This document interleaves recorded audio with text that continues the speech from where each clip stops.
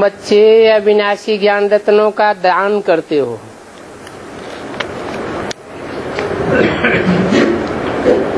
किससे बोला?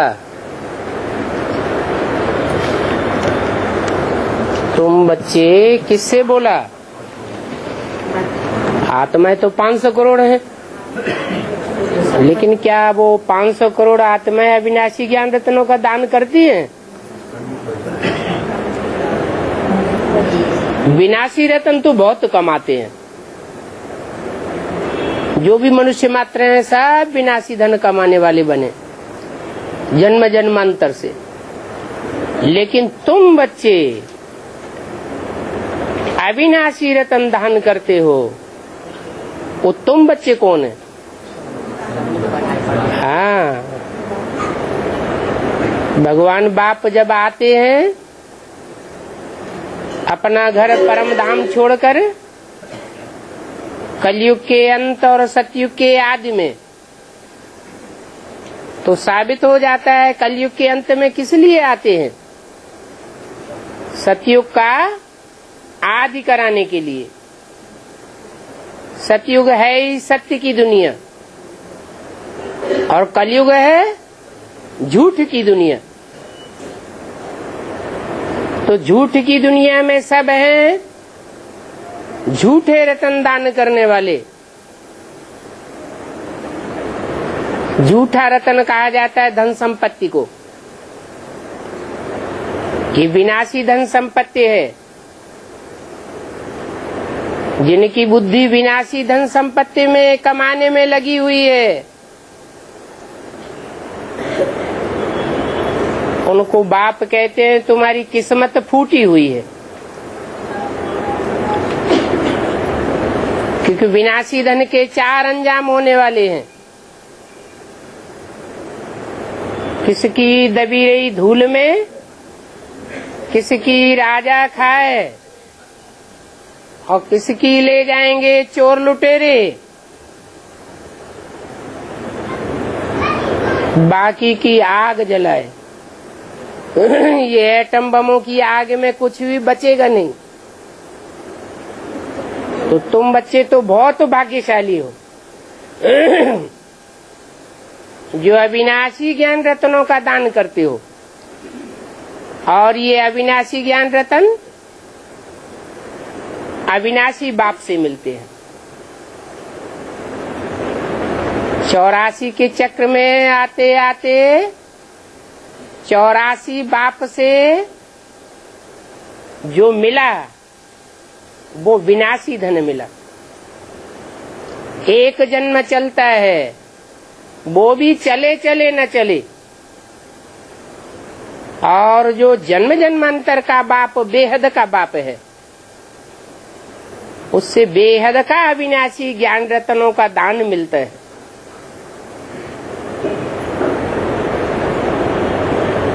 वो बाप कहते हैं कि मेरे पास और कुछ है भी नहीं वास्तव में। मैं आता हूँ तो तुमको अविनाशी ज्ञान देता हूँ। और कोई भी मनुष्य मात्र के पास ये अविनाशी ज्ञान नहीं है।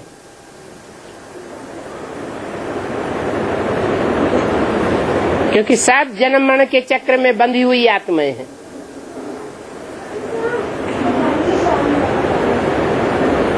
आत्माओं का बाप सुप्रीम सोल शिव, वो शिव ही कल्याणकारी है। अनेक जन्मों का कल्याण करता है। काहे के द्वारा?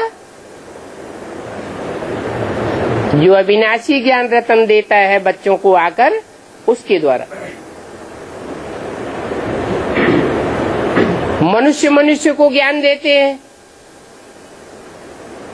कोई डॉक्टरी का ज्ञान देगा, इंजीनियरिंग का ज्ञान देगा, वकालत का ज्ञान देगा। वो अल्पकाल का है, एक जन्म का है। वो भी एक जन्म काम आवे आवे ना आवे, लेकिन बाप जो दान देते हैं वो जन्म जन्मांतर काम आने वाला है। इसलिए बाप कहते हैं ये अविनाशी ज्ञान रतन तुम्हारे लिए जन्म जन्मांतर के लिए स्थूल रतन बन जाएंगे। तुम अगर बुद्धि में धारण करेंगे इस जन्म में तो जन्म जन्मांतर के लिए तुम्हारी बुद्धि सोने की हो जाएगी।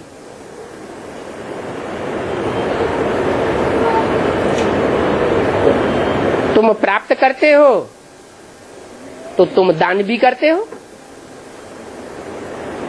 जो यहाँ धारण नहीं करते, ज्ञान रत्नों की बुद्धि में धारण ही नहीं करते, तो दूसरों को देंगे कहाँ से? तो बोला जो रतन तुम ज्ञान दान करते हो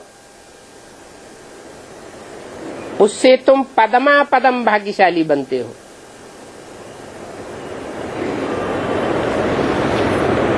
तो लखपति करोड़पति अरबपति बनते हैं और तुम पदमा पदम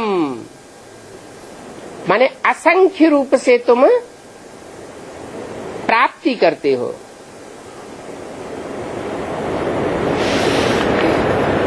इन रत्नों को समझाने के लिए इस ताल में तुम चित्र रखेंगे समझाने के लिए। उन चित्रों से लोगों को नॉलेज मिलेगी।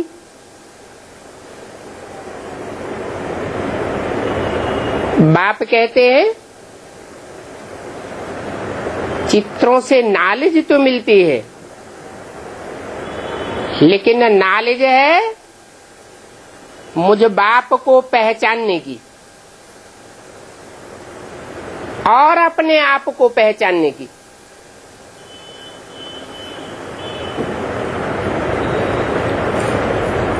तुम खुद भी आत्मा हो, बिंदु बिंदु आत्मा भ्रकुटी के बीच में निवास करने वाला स्टार।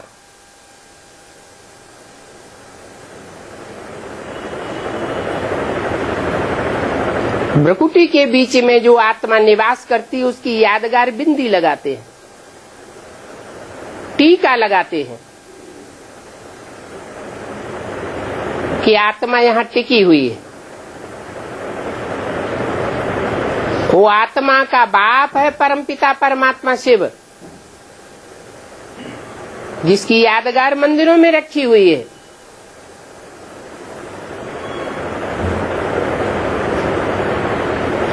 वो भी बिंदु है, स्टार है। स्टार का बड़ा आकार शिवलिंग दिखाया जाता है मंदिरों में।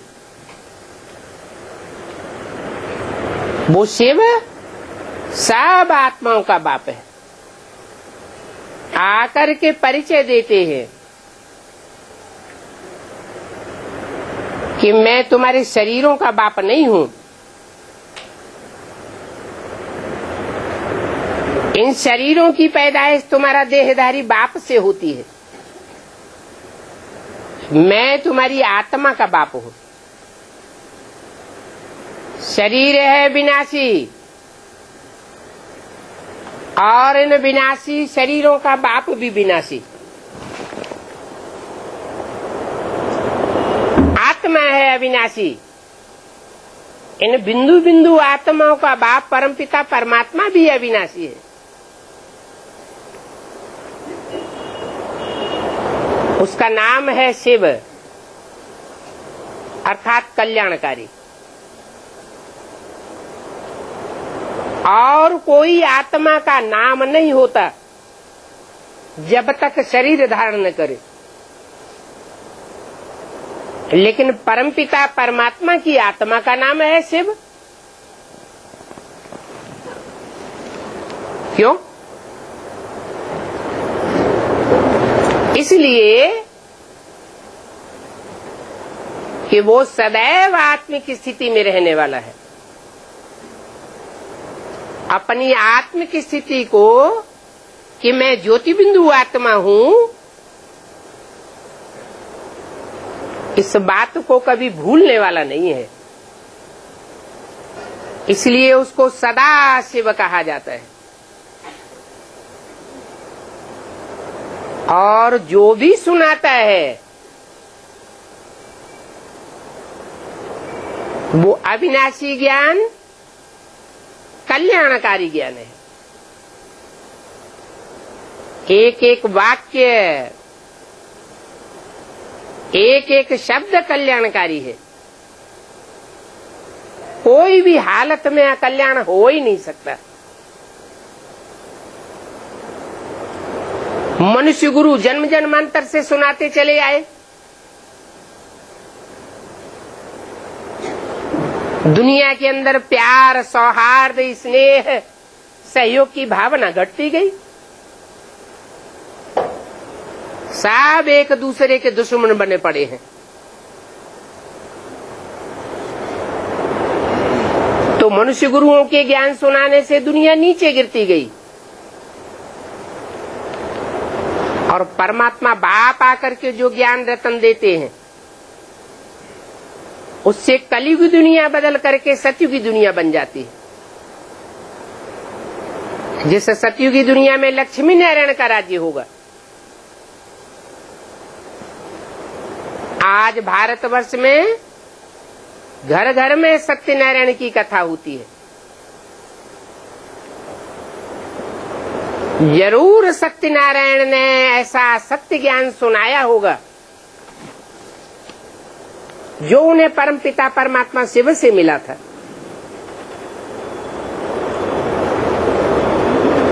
नाम ही है नारायण।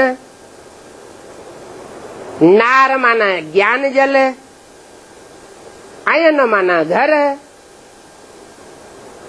जिसका घर ज्ञान जल में है, इसलिए नेपाल में खास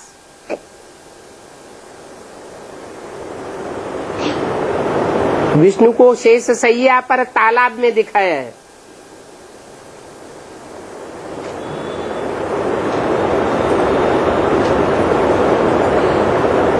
वो ज्ञान सरोवर है।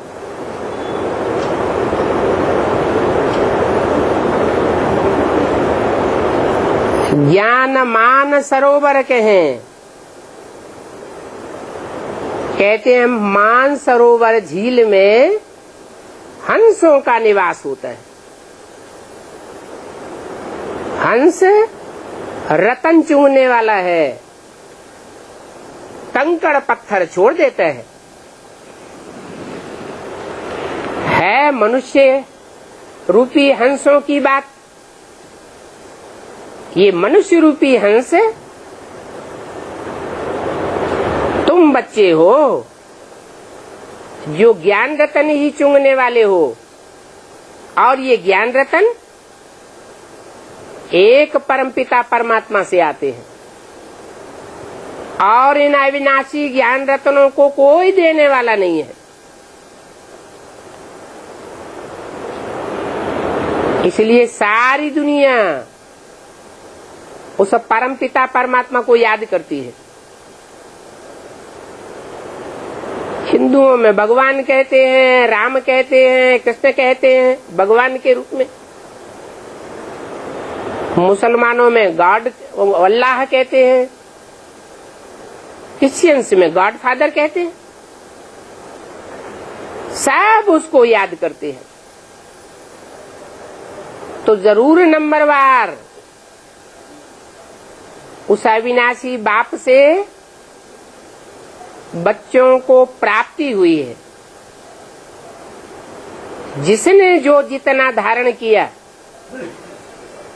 और दूसरों को धारण कराया, वो उतना जन्म जन्मांतर के लिए प्राप्ति करते हैं परमपिता परमात्मा से।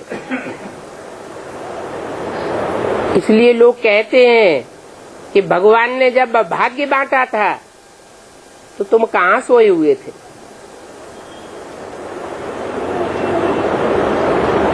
शास्त्रों में तो लिख दिया है कि भगवान हर युग में आता है, लेकिन हर युग में उसको आने की दरकार नहीं है। लौकिक बाप भी अपने बच्चों के लिए मकान तब बनाता है जब पुराना मकान जरा जीर्ण हो जाता, दुखदाई हो जाता। ये पारलौकिक बाप जो आत्माओं का बाप है, वो भी षष्ठी पर तब आता है जब ये षष्ठी रूपी मकान पुराना हो जाता है। सतयुग में नया था, उसके बाद त्रेता युग बीता, द्वापर युग बीता,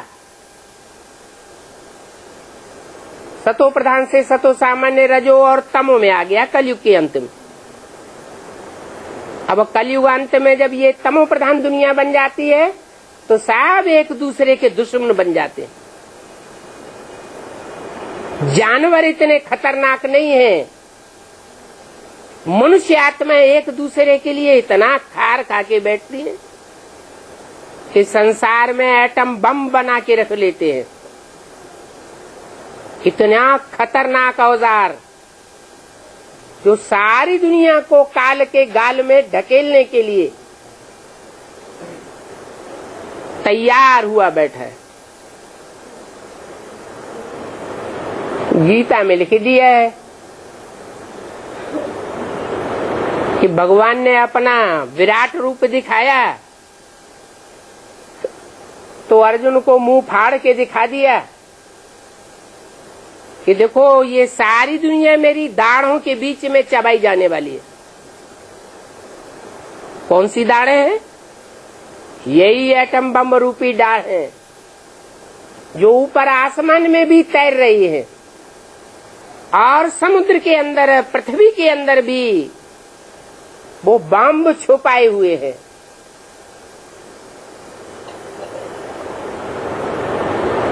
अर्जुन से भगवान कहते, अर्जुन ये सब खलास होने वाले हैं। इन आंखों से तुम जो कुछ देखते हो सब भस्म होने वाला है।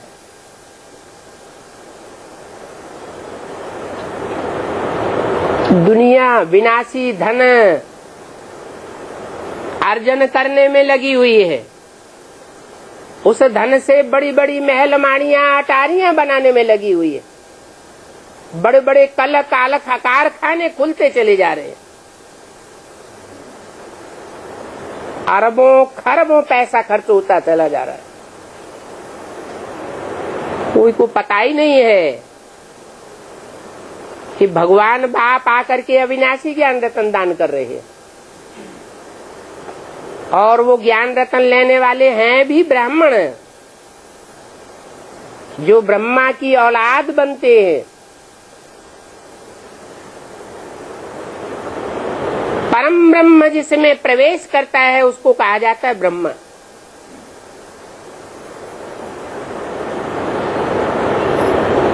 ब्रह्मा में प्रवेश कर जो मुख से ज्ञान सुनाते हैं, ब्रह्मा के मुख से, उस ज्ञान को जो धारण करते हैं और दूसरों को धारण कराते हैं, ये धंधा करने वालों को कहा जाता है ब्राह्मण।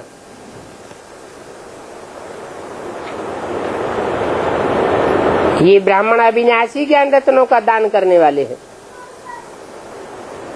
अविनाशी ज्ञान रत्न बाप से लेते हैं, डायरेक्ट बाप को पहचानते हैं। परमपिता परमात्मा शिव इस सृष्टि पर कैसे आकर के सारे संसार का नंबरवार कल्याण करते हैं, ये ज्ञान सिर्फ ब्राह्मणों की बुद्धि में बैठता है। तो बोला तुम बच्चे नंबरवार पद पाते हो, यहाँ भी फर्क तो है ना।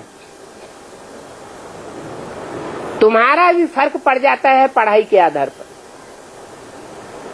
इन ज्ञान रत्नों की जो जितनी पढ़ाई करता है, धारणा करता है, दूसरों को धारण कराता है, उनका उतना ही नंबरवार ऊंचा पद बनता जाता है। कोई तो महाराजाएं बनेंगे, कोई राजाएं बनेंगे, कोई महारानी बनेंगे, कोई रानी बनेंगे। अच्छी पढ़ाई नहीं पढ़ेंगे तो दास दासी भी बनेंगे। राजकुल में दास दासियां भी होती हैं।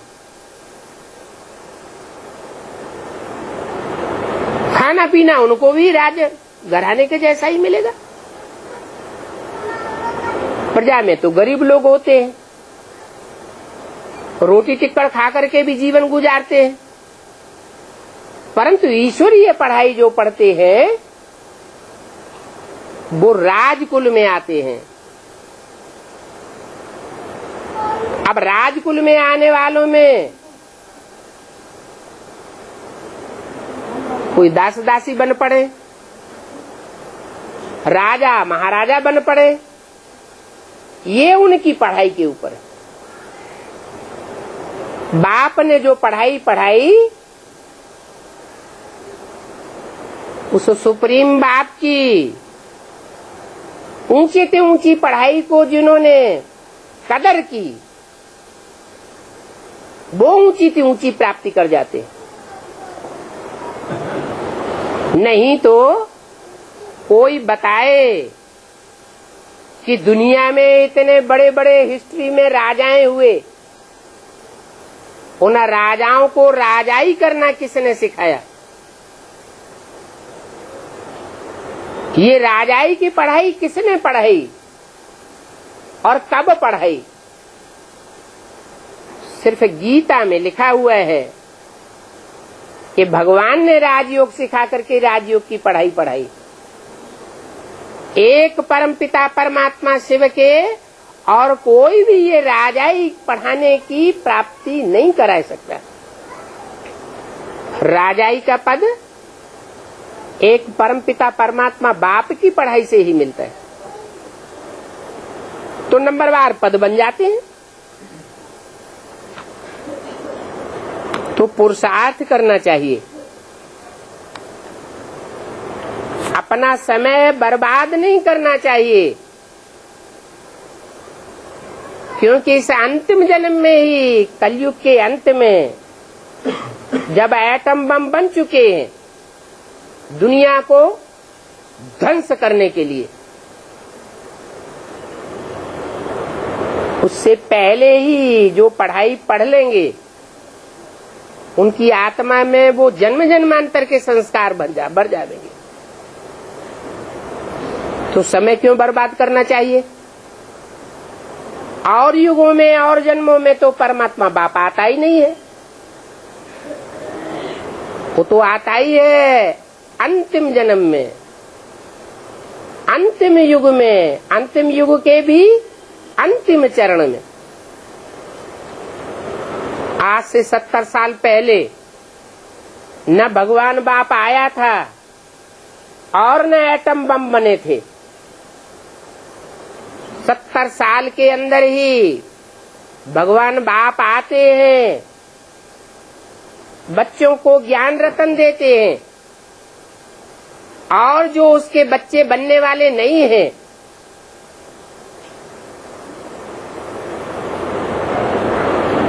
उनके लिए एटमिक एनर्जी तैयार कराता है। जो अपने ही अहंकार में रहते हैं,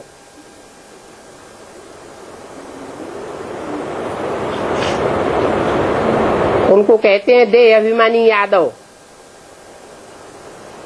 कौरव। कौओं की तरह शोरगुल बहुत करते हैं, हम दुनिया को स्वर्ग बनाएंगे।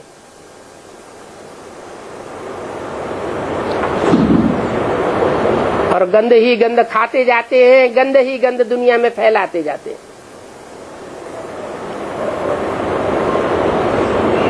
यादव कुल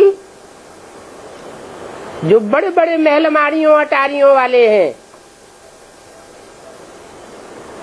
100 मार की बिल्डिंग्स बनाते रहते हैं।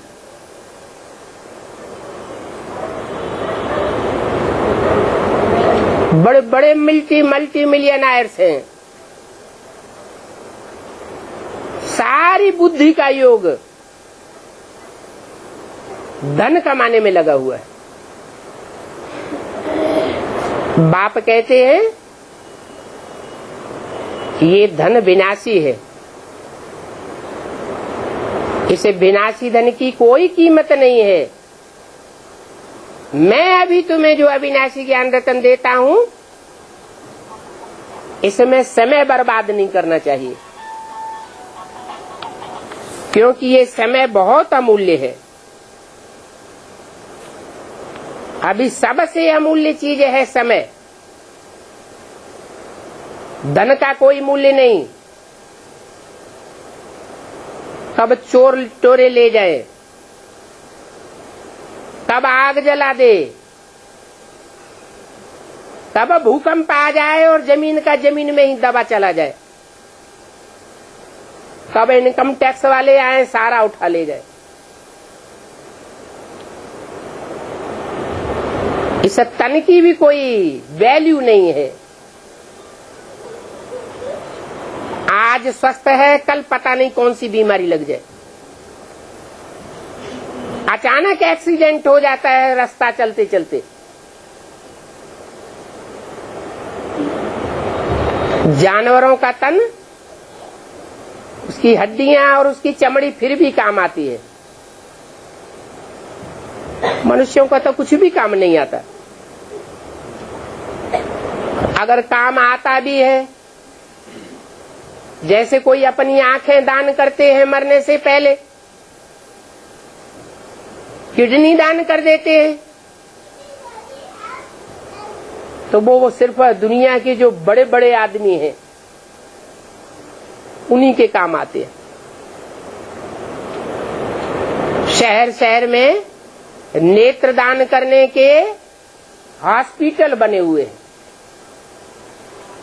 आज तक कोई ने देखा इंडिया में ऐसा आदमी कोई देखा जिसको आंखें मिली हुई हो सरकार से? फिर ये आंखें कहां चली जाती हैं?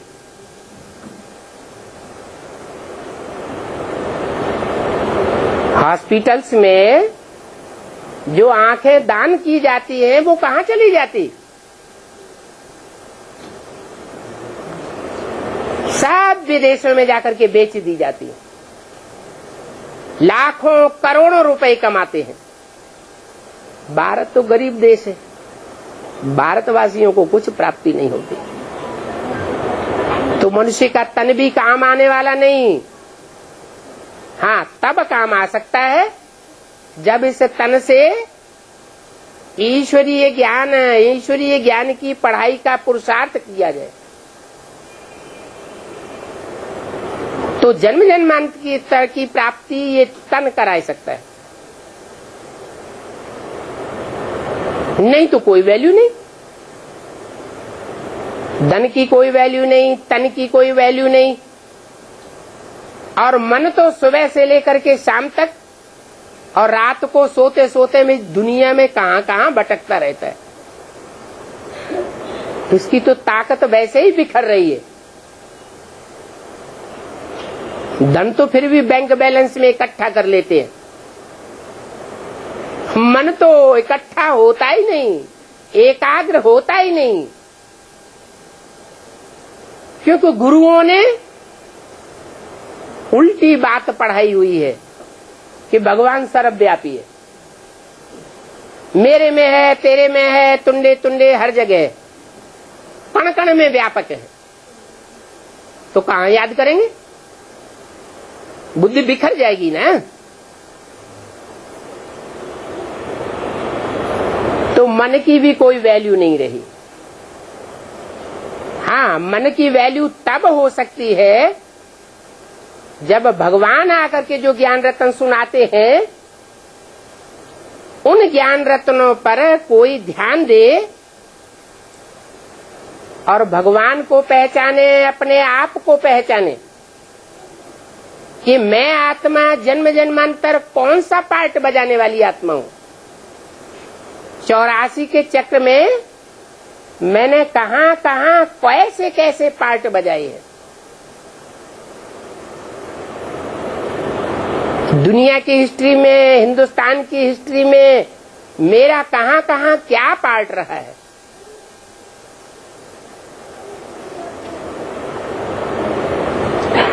तो ये ज्ञान रतन धारण करने से मन भी पावरफुल हो जाता है। परमात्मा बाप की पहचान होने से कि वो बाप सर्वव्यापी नहीं है, वो इस सृष्टि पर एक व्यापी होकर के आता है, एक मुकर्रर रथ में प्रवेश करता है और मुकर्रर रथ में प्रवेश करके सारे संसार का कल्याण करता है। तो एक व्यापी होने से बुद्धि एक जगह टिकेगी या भटकेगी? एक जगह टिकेगी, एकाग्र बुद्धि बनेगी, मन बुद्धि का कल्याण हो जाएगा।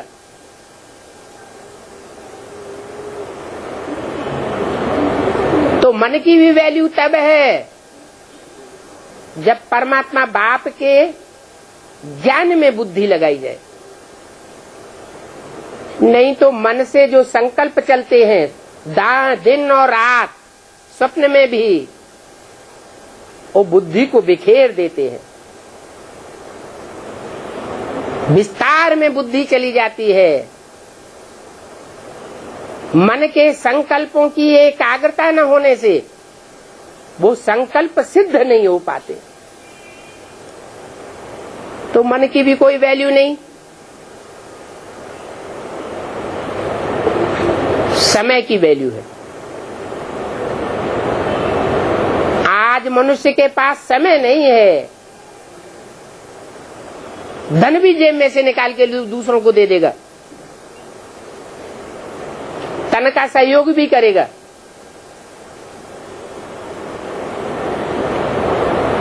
मन से सहयोग भी कर सकता है।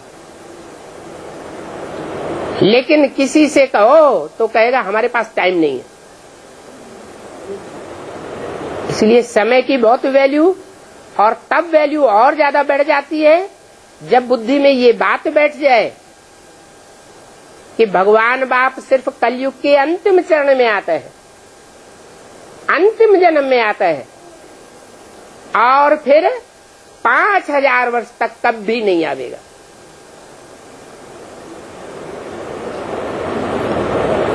बीच में कोई का कल्याण नहीं हो सकता। सिर्फ एक ही जन्म है हर आत्मा के लिए कल्याण करने का। तो समय की वैल्यू का ध्यान देना चाहिए। और जन्मों में भगवान बाप नहीं आता, सिर्फ इस एक जन्म में ही भगवान बाप आता है। ये अंतिम जन्म है। इस अंतिम जन्म के बाद फिर कोई भी मनुष्य आत्मा इस कलयुगी दुनिया में जन्म नहीं ले सकेगी। पुरुषार्थ करेगी तो नई सतयुगी दुनिया में आवेगी। भगवान बाप को नहीं पहचानेगी, ज्ञान रत्नों का वैल्यू नहीं करेगी, तो सतयुगी नई दुनिया में भी नहीं आवेगी। शरीर छोड़ करके ब्रह्मलोक में वास करेगी, जहां न सुख होगा और न दुख होगा।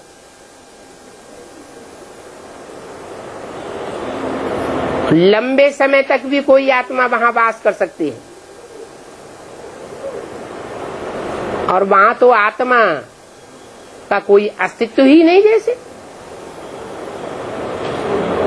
आत्मा जब तक शरीर धारण न करे तब तक न सुख भोग सकती है न दुख भोग सकती है।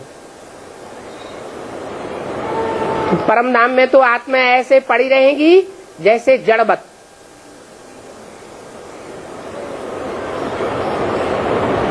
सारी आत्माएं शरीर छोड़ छोड़ करके एटम बमों के विनाश में परम धाम वापस जाएंगी। नई सृष्टि में श्रेष्ठ से श्रेष्ठ आत्माएं पहले उतरेंगी। और नई दुनिया का सुख भोगेंगी।